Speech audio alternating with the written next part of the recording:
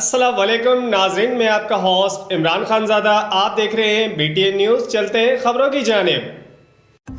Sindh environment protection agency سپا کے director general نعیم محمد مغل اور regional incharge Imran علی عباسی کی خصوصی ہدایت پر ادارہ تحفظ ماحولیات ضلع ٹنڈولیار کے ڈسٹرکٹ انچارج شاہ خالد نے اپنی ٹیم انسپکٹروں ریاض الدین یوسفزائی اور محمد فرحان خانزادہ کے ہمراہ سرکاری و نجی لیبارٹریوں پر چھاپے مارے۔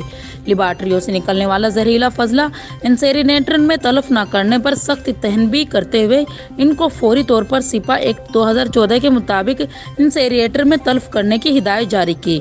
ان تمام لیبارٹریوں کو ہدایت کی گئی کہ جلد از جلد انسینریٹر پلانٹ لگوائیں اور اپنی لیبارٹریوں کے زہریلے فضلہ کو ماحولیات قانون 2014 کے مطابق انسینریٹر میں تلف کریں۔ باصورت دیگر ہدایت پر عمل نہ کرنے والوں کے خلاف Sindh environment protection agency 2014 act کے قانون کے تحت قانونی کارروائی کی جائے گی۔